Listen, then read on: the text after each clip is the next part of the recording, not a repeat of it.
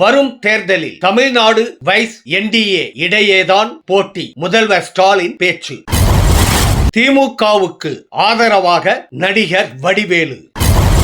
தாவேகாவை வம்புக்கு இழுத்த துணை முதல்வர் உதயநிதி. அதிமுக முட்டுச்சந்தில்தான் நிற்க வேண்டும். துணை முதல்வர் உதயநிதி பேச்சு. பாஜகவின் முரட்டு அடிமை இபிஎஸ். உதயநிதி பேச்சு.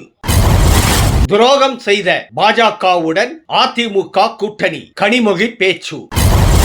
QR கோடு மூலம் விருப்ப மனு. புதிய பாதையில் தாவேகா. அன்பு தமிழ் நெஞ்சங்களுக்கு மெர்சல் கெலாட்டாவின் அன்பு வணக்கம். வாங்க இன்றைய காணொளி இதோ. துரோகிகளும் எதிரிகளும் சேர்ந்து ஒட்டுமொத்த தமிழ்நாட்டின் சுய மரியாதையை அடகு வைக்க பார்க்கிறார்கள் என விருதுநகரில் முதல்வர் ஸ்டாலின் பேசியுள்ளார். வரும் தேர்தலில் தமிழ்நாட்டுக்கும் என்டிஏக்கும் இடையேதான் போட்டி என கூறிய அவர், இளைஞரணியின் ஆதரவு தொடர்ந்து இருந்தால் திமுகவை இன்னும் பல நூற்றாண்டுகளுக்கு எந்த கொம்பனாலும் தொட்டுக்கூட பார்க்க முடியாது என தெரிவித்துள்ளார் முதல்வர். அடுத்து நம்முடைய உறுதி கொள்கை என்ன? சுயமரியாதை. இடுப்புல கட்டியிருந்த துண்டு தோளுக்கு வந்த வரலாறு அது. தன்மானம் தான் உயிர் மூச்சுன்னு தமிழினம் தலை நிமிர்ந்த வரலாறு. ஒவ்வொரு தனி மனிதருடைய சுயமரியாதையை காப்பாற்றி தமிழ்நாடு தலை நிமிர்ந்து நின்னா, இப்ப அடிமைகளும் துரோகிகளும் எதிரிகளும் கூட சேர்ந்துகிட்டு ஒட்டுமொத்த மாநிலத்தோட சுயமரியாதையை அடகு வைக்க முயற்சி பண்றாங்க. அதனால்தான் தமிழ்நாடு தலைகுனியாது என்று சொல்லக்கூடிய தெம்பும் திராணியும் நெஞ்சுரமும் கொண்டிருக்கக்கூடிய ஒரே இயக்கமாக நம்முடைய திராவிட முன்னேற்ற கழகம் விளங்கிக் கொண்டிருக்கிறது. சுயமரியாதையை விட்டுக் கொடுக்கும் கூட்டத்தை வீழ்த்த நீங்க எல்லோரும் தேவை. அதனாலதான் சொன்னேன், தமிழ்நாட்டுக்கும் தமிழினத்துக்கும் திராவிட முன்னேற்ற கழகத்திற்கும் என்றும் நீங்கள் தேவை. உங்களை போன்ற உடன்பிறப்புகள் எண்ணிக்கை அதிகமானா ஒரு நூற்றாண்டு மட்டுமல்ல, இன்னும் பல நூற்றாண்டு காலத்திற்கு திராவிட முன்னேற்ற கழகத்தை எந்த கொம்பனாலும் தொட்டுக்கூட பார்க்க முடியாது. தமிழ்நாட்டில் தேர்தல் களம் சூடு பிடிக்க ஆரம்பித்துள்ள நிலையில் அரசியல் கட்சிகள் நட்சத்திரங்களை களமிறக்க தொடங்கியுள்ளன. அந்த வகையில் சென்னையில் அமைச்சர் மா சுப்பிரமணியன் ஏற்பாடு செய்த நிகழ்ச்சியில் திமுகவுக்கு ஆதரவாக நடிகர் வடிவேலு பேசியுள்ளார். அப்போது 2026இல் திமுக 200 தொகுதிகளில் வெற்றி பெறுவது நிச்சயம், அதற்கு மேல் வெல்வது லட்சியம் என்றும் ஸ்டாலின் ஆட்சி மீண்டும் அமையும் எனவும் வடிவேலு தெரிவித்துள்ளார். செய்தியில் முதல்வர் கோப்பை இந்த விழால வர்றதுக்கு எனக்கு ரொம்ப ரொம்ப சந்தோஷமா இருக்கு, ரொம்ப பெருமையா இருக்கு. நேர்ல இந்த போட்டி பார்க்கும்போது ரொம்ப பக்கு பக்கு பக்கு நமக்கு இருக்குது. எக்ஸலண்டா விளையாடுறாங்க எல்லா பெண்கள், ரொம்ப அருமையா விளையாடுறாங்க. எல்லாரும் சிங்க பெண்கள் தான். சைதை முதல்வர் கோப்பை இந்த பேரே ஒரு டிஃபரெண்டா நம்ம அரசு இந்த திராவிட மாடல் ஐயா தமிழக மாண்பு முதலமைச்சர் ஐயாவுடைய பிறந்த நாள் இருப்ப அவர் பிறந்த நாளை வச்சு இந்த மாதிரி நிகழ்ச்சி என்ன நடத்தும் போது அந்த பெருமையெல்லாம் அவர் போய் சேர்ந்து அவர் இன்னும் ஆயுசோடு இருந்து இந்த மக்களுக்கு இன்னும் நிறைய நல்ல செய்வார். அது பெரும்பாலான துணை முதலமைச்சர் என்னுடைய முதல்ல வாழ்த்துக்கள். ஐயா நூறோடி வாழணும் ஐயா தமிழக முதலமைச்சர். இந்த வெற்றி கோப்பை வந்து இந்த முதல்வர் கோப்பை மட்டும் இல்லை, 2026 நம்ம வெற்றி பெற போறதுக்கு சேர்த்துதான் அந்த கோப்பை 200 சீட்டுக்கு மேல கண்டிப்பா மறுபடியும் சொல்றேன், 200 நிச்சயம், 200க்கு மேல நாம் வெற்றி பெறுவது லட்சியம். ஏன்னா இப்படி பெண் பிள்ளைகளுக்கு அருமையான விஷயத்தை நம்ம கட்சி தான். அதாவது சொத்துல முத கொண்டு ஐயா கலைஞர் ஐயா என்ன பண்ணாரு, அது போதுங்க. ஒரு விஷயம், பெண்களுக்கு சம பங்கு அப்படின்னு சொத்தை பிடிச்சா கூட ஆண் பிள்ளைக்கு மட்டும் இல்லை, பெண் பிள்ளைக்கும். ஏன்னா ஒரு தகப்பன் நான் இந்த பையனை போக்குறாரு, இந்த பொண்ணை போக்குறாரு, அந்த பெண் பிள்ளைகளுக்கும் சொத்தை எழுதி தான். இந்த காட்சியை பார்க்கும்போது அவர் ஆரம்பிச்சு வச்ச அந்த பிள்ளையார் சொல்லி எனக்கு அப்படியே ரொம்ப மகிழ்ச்சியா, பெண்களுக்கு தாய்மார்களுக்கு எல்லா பேருக்கும் நம்ம அரசு ரொம்ப அருமையா அற்புதமா பண்ணிட்டு இருக்காங்க. இது வந்து ரொம்ப பெருமையா இருக்கு, ரொம்ப பெருமையா இருக்கு, சந்தோஷமா இருக்கு. அதாவது நல்லா விளையாடுங்க. நம்ம அரசு வெற்றி பெற்றதுனால இதை விட இன்னும் பெரிய பெரிய பரிசெல்லாம் இருக்கு, பெரிய பெரிய விளையாட்டெல்லாம் இருக்கு. கிளப்புகள் வேட்டையாடு விளையாடு, விருப்பம் போல விளையாடு, வீரமான நடையை போடு, நீ வெற்றி என்னும் கடலில் ஆடு. இந்நேரம் வெற்றி பெற்று இருப்போம். நம்ம அரசு நம்ம ஆட்சி எப்பயுமே அது இந்த காலத்தில் தோக்காது, வெற்றி மேல் வெற்றி பெறும். அது மாதிரி நீங்கள் வெற்றி பெற உங்களுக்கு எல்லாருக்கும் வெற்றி பெற்று நிறையா இருக்குது, வெற்றி விளையாட்டுகள் இருக்குது. ஐயா முதலமைச்சர் அவர்கள் துணை முதலமைச்சரும் சேர்த்து எல்லா மக்களுக்கும் நல்லது. இதே மாதிரி இந்த மாதிரி நிறைய விஷயங்கள் நிறையா பண்ணுவாங்க. ரொம்ப பெருமையாக இருக்குது, மகிழ்ச்சியாக இருக்குது. விருதுநகரில் நடைபெற்ற இளைஞரணி மாநாட்டில் தாவேகாவை மறைமுகமாக உதயநிதி ஸ்டாலின் அட்டாக் செய்து பேசினார். கொள்கை லட்சியம் என்றால் என்னவென்று தெரியாமல் கட்டுப்பாடின்றி வெற்று கூச்சல் போடும் ஒரு கூட்டம் தமிழ்நாட்டில் சுற்றுகிறது என்று சாடிய அவர்களால் தமிழ்நாட்டிற்கு எந்தவித பலனும் இல்லை, இன்னும் சொல்ல போனால் அவர்களால் அவர்களுக்கே எந்த பலனும் கிடையாது என்று தெரிவித்தார்.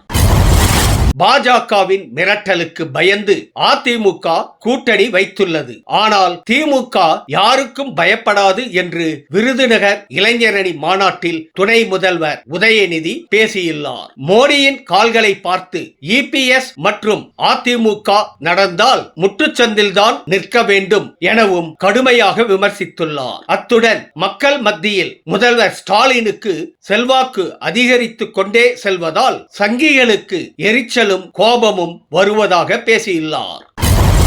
கனிமொழி பேச்சு: யாரோடு இருந்தால் தமிழ்நாடு பாதுகாப்பாக இருக்கும் என்பது தெளிவாக தெரிவதால் பெண்களும் இளைஞர்களும் திமுகவை ஆதரிக்கிறார்கள் என கனிமொழி எம்பி பேசியுள்ளார். விருதுநகரில் பேசிய அவர், இவ்வளவு பெரிய இளைஞர் கூட்டத்தை பார்க்கும்போது வெற்றி நமது வெற்றி நமது என சொல்ல தோன்றுகிறது என்று பேசியுள்ளார். மேலும் தமிழ்நாட்டுக்கு துரோகம் செய்த பாஜகவுடன் கைகோர்த்து கொண்டு நமக்கு எதிராக ஒரு கூட்டணி உருவாகியுள்ளதாக அதிமுகவையும் விமர்சித்துள்ளார்.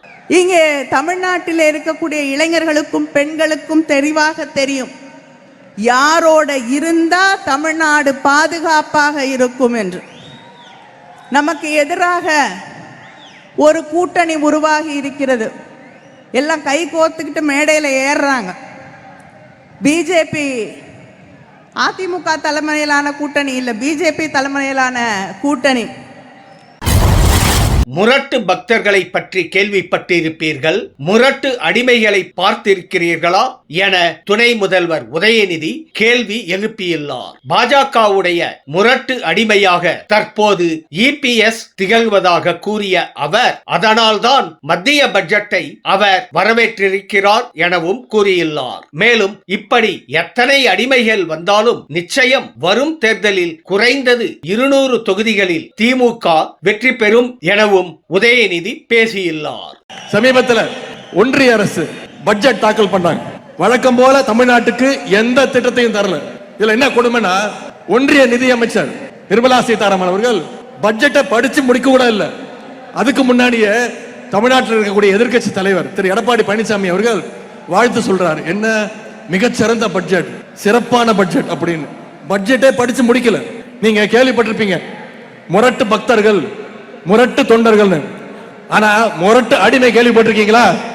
திரு எடப்பாடி பழனிசாமி அவர்கள் தான் இந்தியாவிலே இப்ப மிகப்பெரிய முரட்டு அடிமை.